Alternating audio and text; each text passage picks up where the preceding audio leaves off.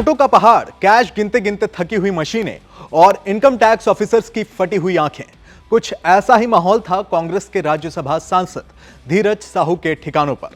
6 दिसंबर को income tax department ने कांग्रेस सांसद धीरज साहू के 10 ठिकानों पर रेड मारी, जहां से अब तक 300 करोड़ से ज्यादा का कैश बरामद किया गया है। आयकर विभाग के मुताबिक ये किसी भी एजेंसी द्वारा एक ही ऑपरेशन में अब तक की सबसे अधिक काले धन की बरामदगी है।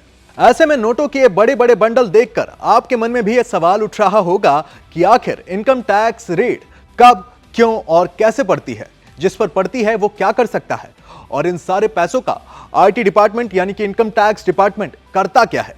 तो आइए आज के इंडिया टीवी एक्सप्लेनर में हम आपको इन्हीं सारे सवालों का जवाब बताते हैं। नमस्कार, मेरा नाम है सुधांशु शिव कुमार। सबसे पहले जानते हैं क्या होती है income tax raid.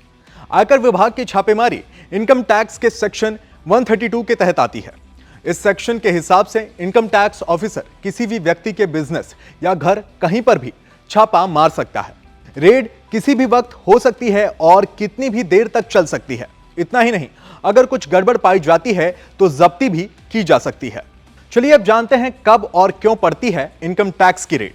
Finance ministry के तहत आने वाली एजेंसियां जैसे income tax department, central board of direct taxes यानी कि केंद्रीय प्रत्यक्ष कर बोर्ड और प्रवर्तन निदेशालय यानी ईडी ऐसे लोगों पर नजर रखती है जो टैक्स नहीं भरते। उन लोगों पर भी नजर रखी जाती है जिनकी टैक्स और कमाई मेल नहीं खाते या फिर जिन पर टैक्स चोरी का शक होता है। वहीं कई बार इन एजेंसियों को कहीं से टिप मिलती है कि कोई शख्स टैक्स चोरी कर रहा है या फिर ब्लैक मनी दबाए हुए बैठा है। ऐसे में उस पर नजर रखी जाती है और फिर सही मौका मिलते ही उस पर रेड मार दी जाती है। चलिए अब जानते हैं कैसे पड़ता है इनकम टैक्स का छापा। आयकर विभाग की कोशिश होती है कि छापा ऐसे वक्त मारा जाए जब व्यक्ति को उसका अंदाजा भी ना हो, ताकि उसे संभलने का मौका भी ना मिले। ज्यादातर रेड अर्ली मॉर्निंग या लेट नाइट में मारी जाती है ताकि तेजी से आरोपी के घर में पहुंचा जा सके और उसके कुछ समझ पाने से पहले उसे दबोच लिया जाए। आपको बता दें कि रेड मारने वाली टीम के साथ घर की तलाशी के लिए वारंट भी होता है।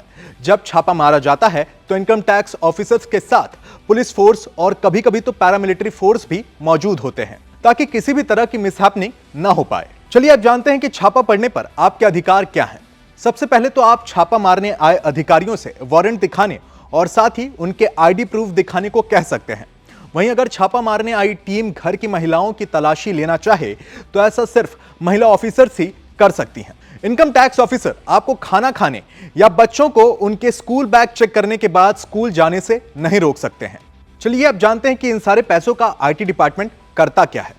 जांच या छापेमारी के दौरान कैश या गहनों की बरामदगी को एजेंसियां जब्त कर सकती हैं, लेकिन एजेंसियों के पास उसे खर्च करने का अधिकार नहीं होता है। आरोपी के कोर्ट में गिल्टी पाए जाने के बाद एजेंसियां गहने, गाड़ियां, घर, फ्लैट और बंगले जैसी अचल संपत्ति को नीलाम यानी उनकी बिडिंग कर सकती है।